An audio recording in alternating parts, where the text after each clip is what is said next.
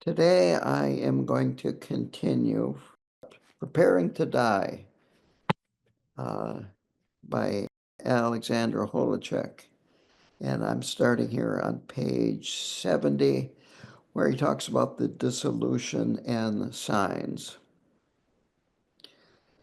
Now, the first thing that I have to say about this is he goes into this in great detail. And I'm going to not go through it in such great detail as he does, for the simple reason that I might go into it in greater detail later, but I'm thinking that it might be too much if this is your first introduction to this. A case of not being able to see the forest through the trees, or vice versa, seeing the trees because there's too much forest. Anyway, this starts with the Bardo of dying. And this experience can be intense and bewildering. It can be difficult to experience it, but if you have some, you might say, training and teaching and reading about it, you have a better chance of understanding at least a little bit about what you're experiencing. And of course, what you are experiencing is your own mind. You're not experiencing something that is external from you. This is actually, to an experienced practitioner, they have similar experiences when you meditate, or at least you become so attuned to what's going on in your mind, you're more likely to recognize it. Whereas to someone that has not meditated or doesn't have a very stable practice, it can just go right by and you miss the whole thing. The book continues by saying that, or the author saying that he finds that sometimes people that are listening to his talks find this subject difficult, that they fidget a lot, and when he's done with the talk, they leave the room quickly. So don't do that. And don't worry, because you're still alive. This is important, and regardless of what you're going to experience, these things, it's just a matter of, do you recognize them, and are you able to relate to what you experience? So the painful Bardo of dying, a short version of that is the Bardo of dying, but painful is frequently attached to it because it's painful realizing that you are dying and your life is over with, and that you're going to lose everything, your friends, your possessions that you value, and of course your body. Now, there is the outer dissolution and the inner dissolution. And there are 5 stages of the outer dissolution, and this relates to the death of the physical body. And the 3 inner stages relate to our consciousness and how it gradually dissolves and dies. So if you can understand these signs, it can reduce the fear that goes along with it, and you can relax more. And it's really important to be able to relax, even if it's a little bit, as you're going through the dying process. He says, for instance, one of the signs of this disillusion is that you stop eating, that you're no longer even hungry. And he says that's a sign that death is imminent, and it's a good time to visit this person if you want to see them alive one last time. My personal experience, by the way, is when it's not associated with like an accident or like a heart attack where it's like that, where it's more of a process, it can seem to take a very long time. And it's very difficult for a person to be there the whole time during the dying process. It could take days for this outer dissolution to happen. So these signs that it's going to talk about, it's not like this happens exactly in this order and exactly like this. These are more generalizations that it's going to be different for different people for, you might say, different reasons, and dying of different diseases or accidents or whatever it is, that makes things different also. So the outer signs you could recognize, and a person that's in the room could recognize as well. The inner signs are only available for the dying person to experience. That the person that is in the room is not going to recognize these because they have to do with the cognitive functioning of the mind. And then there are the secret signs, and this is the experience of luminosity. And this, of course, is only going to be experienced by the person that has died. Actually, it's the final stages of the painful bardo of dying. What happens here with the outer dissolution is you've got the 5 elements and they gradually melt process. The inner dissolution ends with this luminosity, as I said, and this arising of the ultimate wisdom. He mentions that just plain the aging process as we get older and older, we start to, you might say, get a taste of this. Our bodies don't function like they used to. I can speak for that very clearly. My body does not function like it used to. I don't have the strength that I used to. I don't have the balance that I used to. It's easier for me to forget or to remember that I forgot. To get technical here, if I really forgot, I would not remember anything. But I seem to remember forgetting more than I used to. We start losing control of our lives, losing control of things that we used to take for granted. You might need to have someone come in and give you some care once a week or twice a week.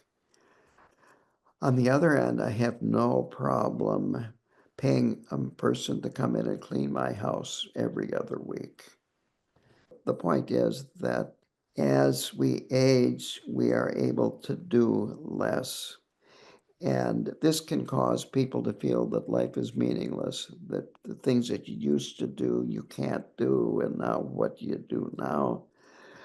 It reminds me of my grandmother, who was a very, very active woman. I could talk a long time about her. When she got into her late 80s, maybe mid 80s, she obviously was aging, and I would visit her. She was in Madison, and she would say before she went to her bedroom for the night, "I hope I die in my sleep." Was having a very difficult time with relating to having much, much less ability to navigate life. This can also cause difficulty for people as they're approaching death. He says that death is the ultimate insult to your ego. We can't take refuge in our body anymore. Now, I am going to continue here, and this is the teaching I'm going to be following. I guess I'm going to continue with the book, but I just skipped over some parts of it. I'm going now to page 73.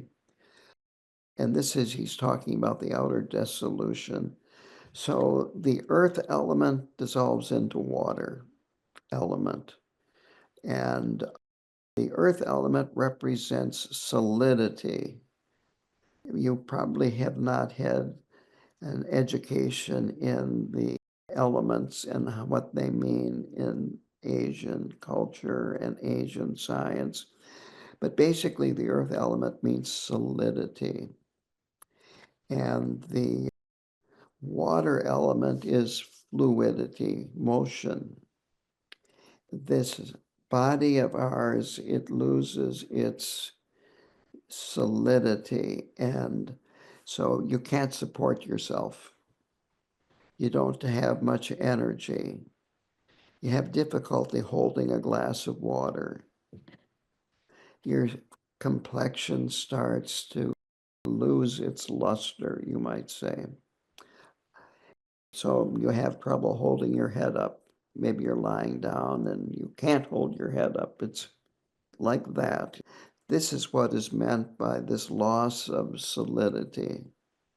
He says that your sense of sight degenerates. Now, the inner signs are, this is what your mind is feeling, that your mind feels heavy and listless. Your perception becomes dimmer. Things just become less clear. He says this is related to the skandha of form dissolving. There is this little table, I think that's what I would call it, a few pages beyond where I am right now, where I'm going to go to the book here. On page 77,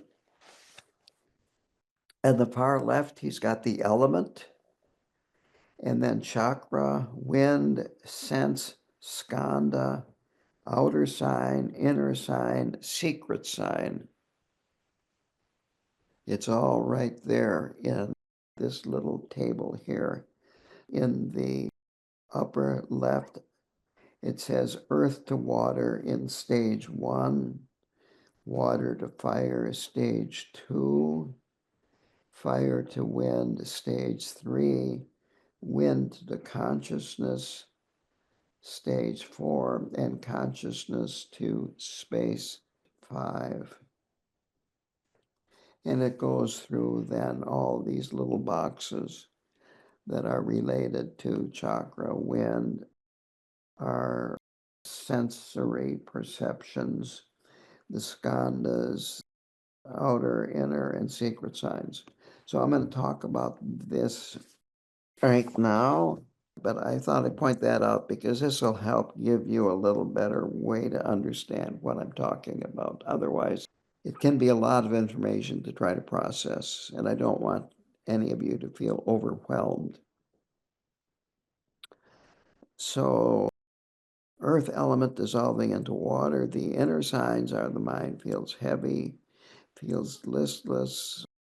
You can feel depressed even. The skandha of form is dissolving. The form, in terms of the skandhas, our body and our sensory organs that go along with our body. He says that you lose your sense of ground. He says in terms of the wisdom, this is a sign of mirror-like wisdom dissolving. To make this clear, it isn't that we have perfect mirror-like wisdom, but we have experienced glimpses of it, even if we haven't recognized it. And so it dissolves.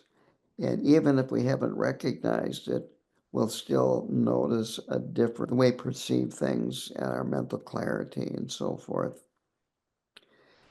The secret sign is, quote, shimmering mirage appears.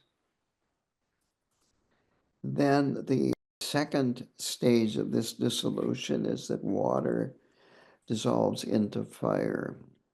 Fire is, of course, the heat that the body produces.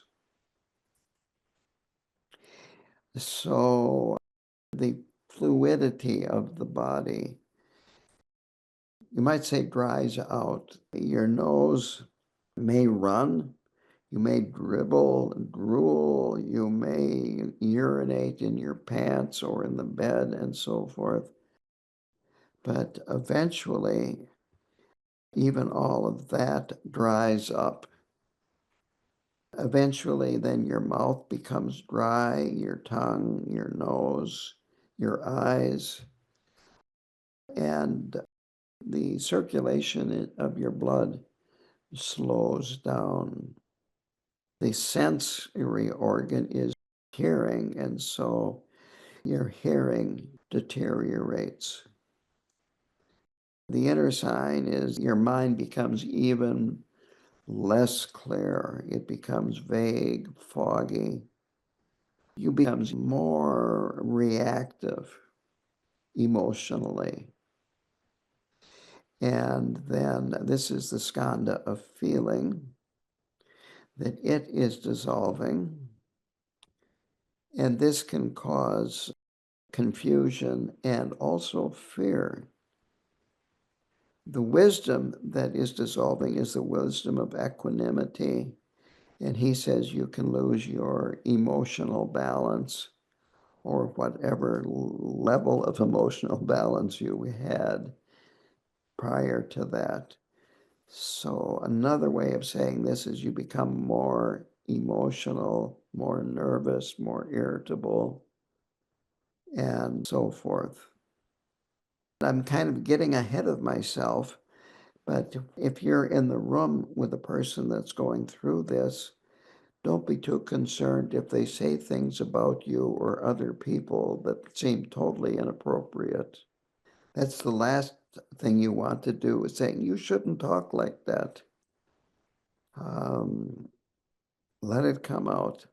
The secret sign is that you feel smoke swirling around. He says it's like water being poured on a fire, and you get a lot of smoke. The third dissolution step is fire dissolving into the wind. So here the warmth starts collecting in the heart chakra, the center of the body. The limbs become colder.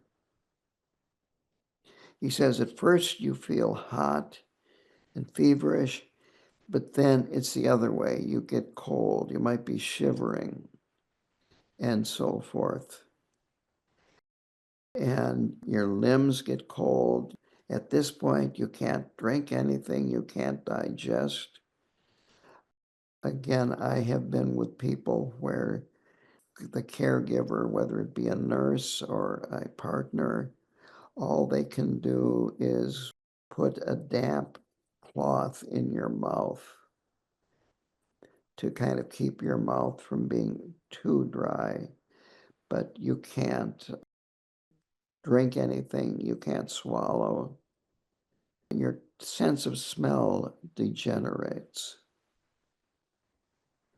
The inner sign is your mind alternates between clear and unclear, going back and forth,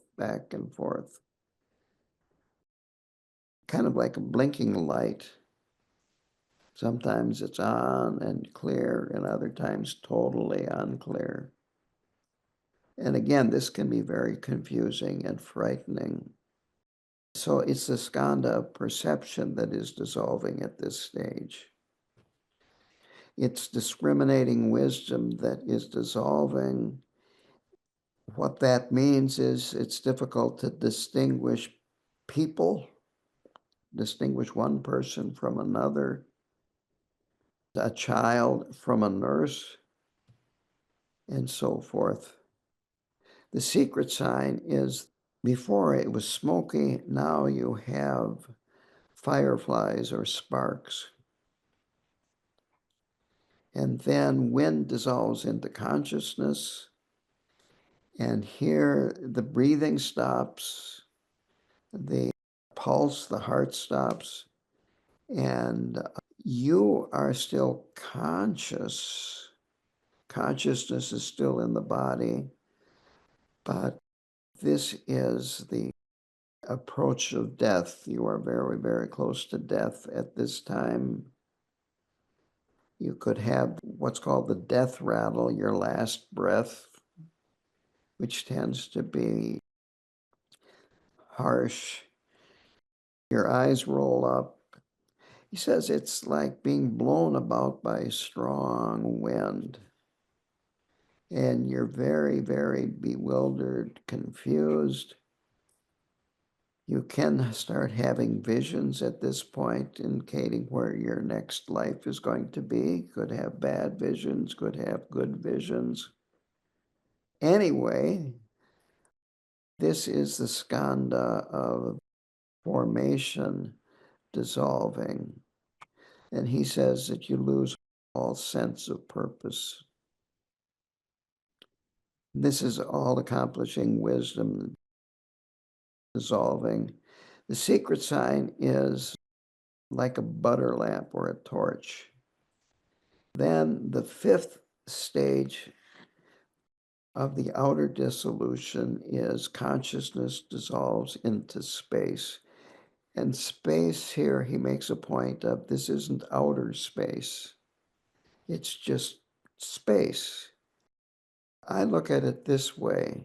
If it weren't for space, everything would happen in the same place. And it might be right here on my kitchen table. Everything in the world would happen right there or somewhere else, but space allows it to happen in different places. Another way, or a kind of a corollary of that, if it weren't for time, everything would happen simultaneously rather than having a past and a future. All of history would happen right now. There'd be no future, no past. So time's important from the relative point of view. So consciousness here is, the outer sign is that the body becomes motionless. This is the end in terms of your breathing. Your body is no longer functioning. The heart has stopped. He talks about the sense of touch is gone. The inner sign is, it just continues from the previous stage. It's just a continuation of that. The skanda of consciousness dissolves. So then the secret sign is this butter lamp. Again, continues from stage 4. Interestingly enough, in Khenpo Karthar Rinpoche's book, he does not distinguish between stage 4 and stage 5. So this is kind of a fine tuning here. But as you noticed, a lot of things are just a continuation or a little more intense than the previous stage. And then what I have is this table with these different boxes in it. Here is from the Bardo, the interval of possibility, where it kind of sums up this succinctly. Again, this process can vary between people, but the earth element dissolves and breaks down. You can't support yourself. The water element breaks down. Your eyes, mouth, nose dry up. The fire element breaks down, which is number 3. Warmth withdraws to the center, away from the limbs, arms, legs, head. Then number 4 is the wind element breaks down. You stop breathing externally, the pulse stops. Your consciousness is still in your body. And now we go into the inner or mental dissolution. And this can happen before you're actually dead, which I just finished talking about. Again, these things are not hard, fast rules. It's more talking about this is the way it usually happens. So appearance is the first one. Appearances, outer appearances subside and become a bright, uniform whiteness. Or actually any kind of appearance, whatever you are experiencing, whatever is appearing in your mind, it just becomes white. Your cognition becomes vague, brain fog, or again, like smoke. You're having difficulty focusing. And here's an interesting point that Rinpoche says the 33 different forms of anger stop. And that's all forms of anger. I can't give you a list of all 33 types of anger, but they stop, they're suppressed, they're not purified, but they are suppressed at this point.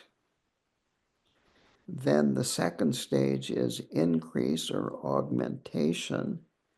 Brilliant white light turns to red. Sometimes it's referred to the white path and the red path, and the last path is the black path. With this red path, again, your cognition flashes on and off. This brilliant red is on, sometimes off. Sometimes the mind is lucid, focused, sometimes it's very obscured.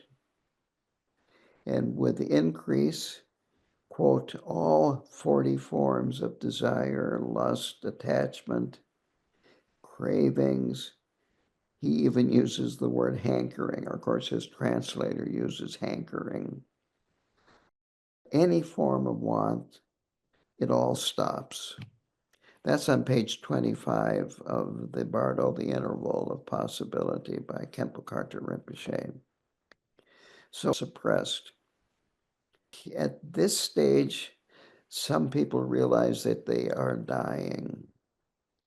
Again, they may feel happy if they start recollecting good points in their life, and they might start becoming terrified.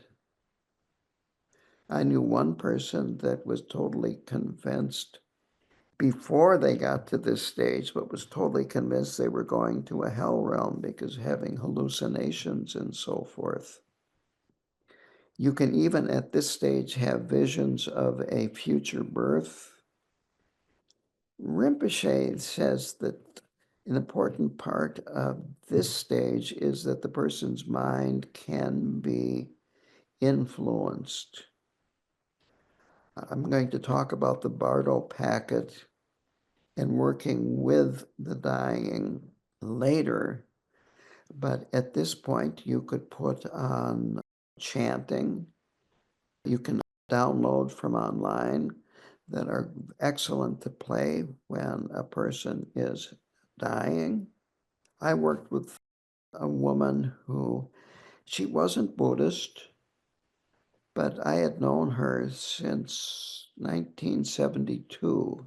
So I gave her husband, at this time the Bardo packet came with a CD. I just gave him a CD and a CD player and had him play that. And he said that this made the people in the room feel more relaxed, and that his wife also liked to have that playing, this chanting, even though they weren't Buddhist.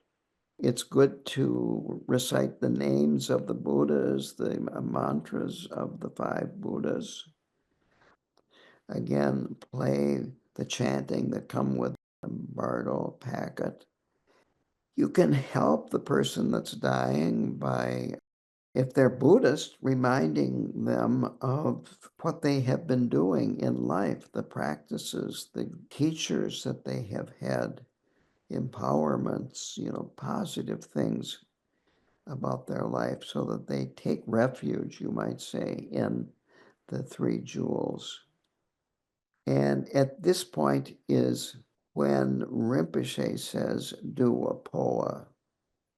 Andrew Holecek, he says, do a poa after the attainment stage, which is the next one.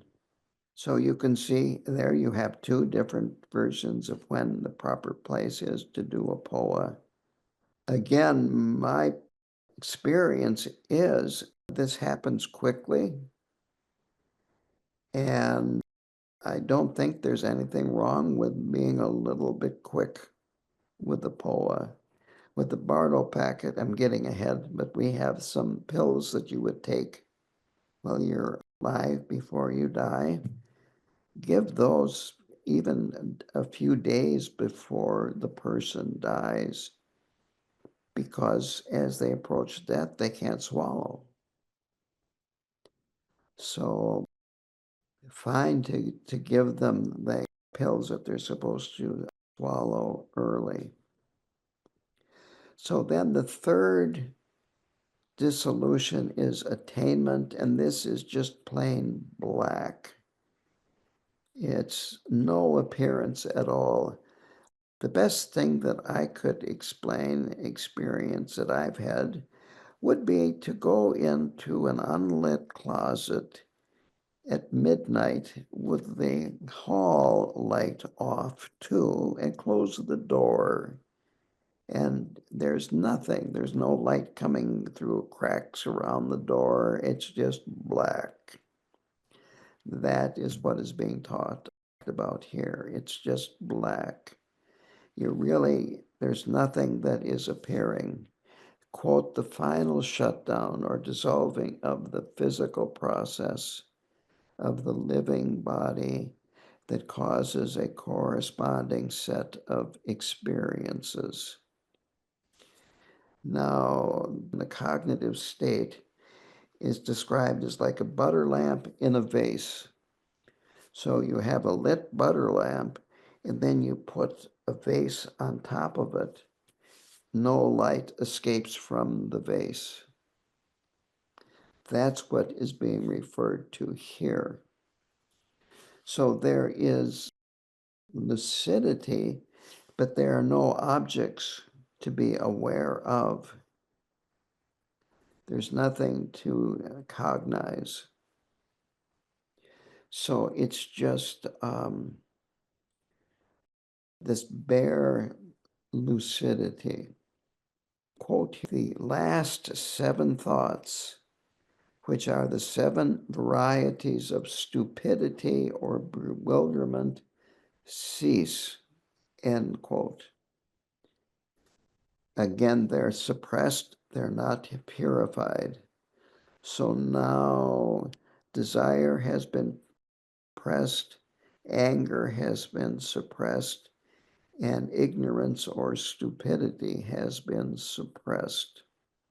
Our 6 consciousnesses have dissolved. Our 5 sense consciousnesses, and the 6th is the mental consciousness. All of this has dissolved, and any kinds of appearances that they would apprehend are gone, because there's nothing to apprehend appearances. And the 5 elements are dormant. The 6 consciousnesses are dormant. There is no obscuring factors. You can have hallucinations at this point.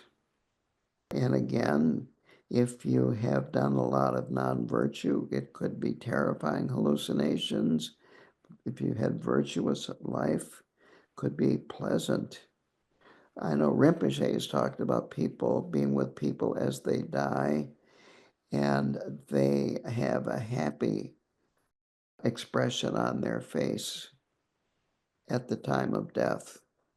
This stage doesn't last long, and what comes next is the clear light, where earlier talked about the meeting of the mother luminosity and the child luminosity. This is preceded by the subtle body. So you have life wind and the white element. The white element is below your navel. It comes from your mother. And then you have a red element, which comes from your father, that is up here at the top of your head. And they're kept apart by this life wind.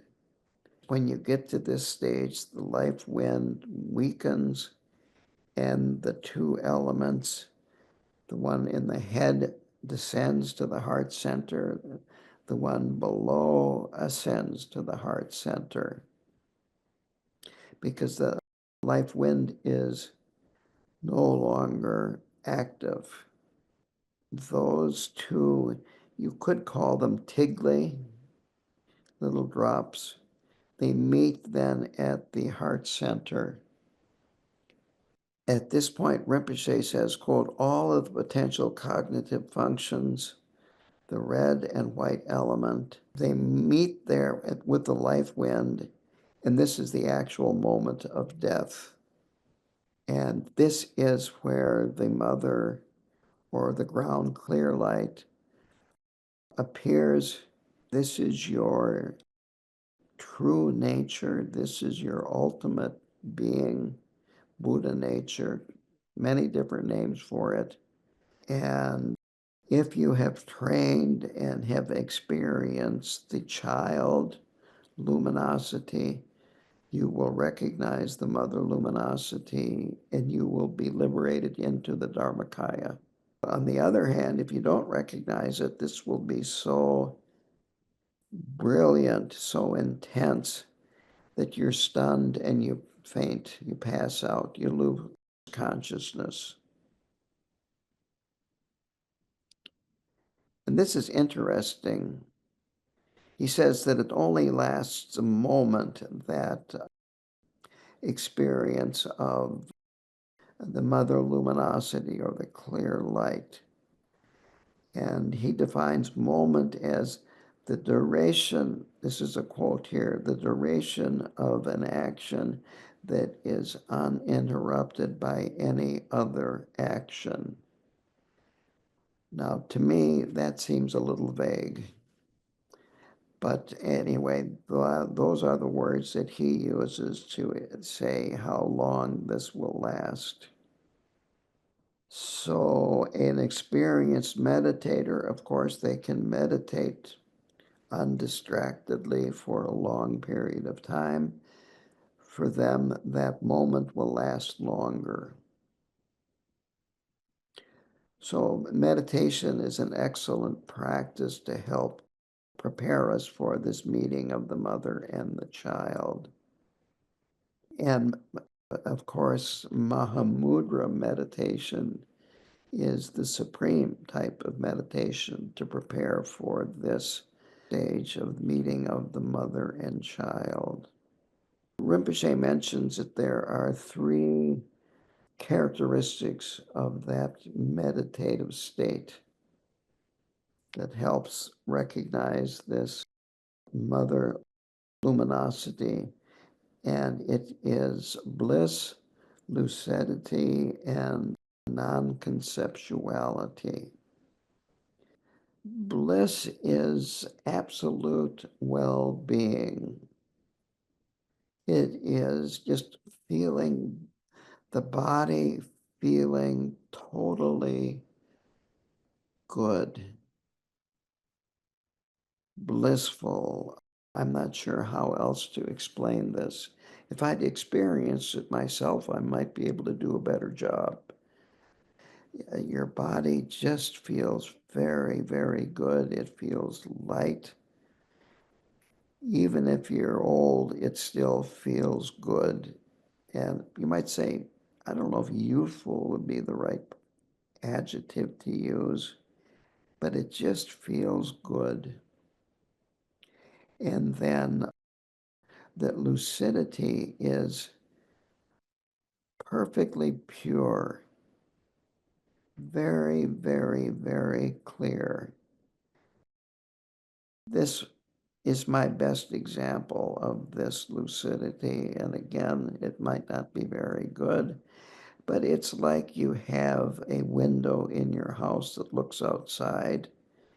And for some reason or another, you took Windex to both sides of that window, never washed it before, and now it's perfectly clear. And all of a sudden, you see so much more than you did before. Maybe a more modern example would be you clean your screen on your laptop for the first time since you bought it.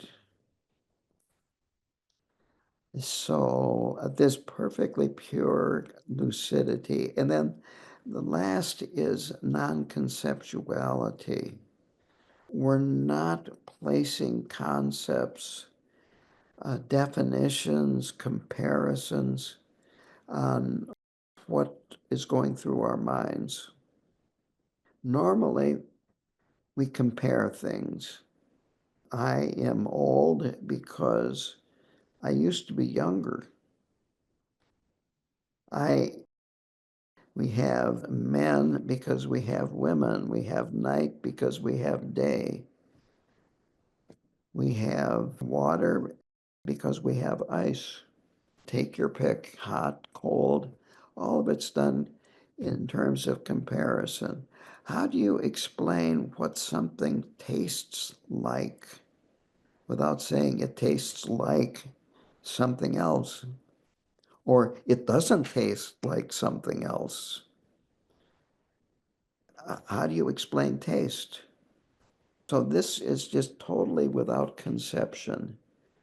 So this mother clear light has absolute well-being, perfect bliss, perfect lucidity, and totally free of any kind of conceptuality. And it's so foreign to us. Maybe, I don't know, I hate to use, I'm not going to use this one word. It's just so foreign to us that most people don't recognize it and they black out, and that's it. Rinpoche says, quote, liberation at the moment of death is recognizing it and its complete Buddhahood. And he also goes into great length and depth into what you have to do to experience the child luminosity and how difficult it is to do that. On the other hand, Rinpoche talks about experienced meditators. When they reach this stage, they frequently have given instructions to leave the body undisturbed, perhaps in a room, and the body gradually dissolves into light, and hair and nails is all that's left behind. Or sometimes just a severely reduced in size corpse.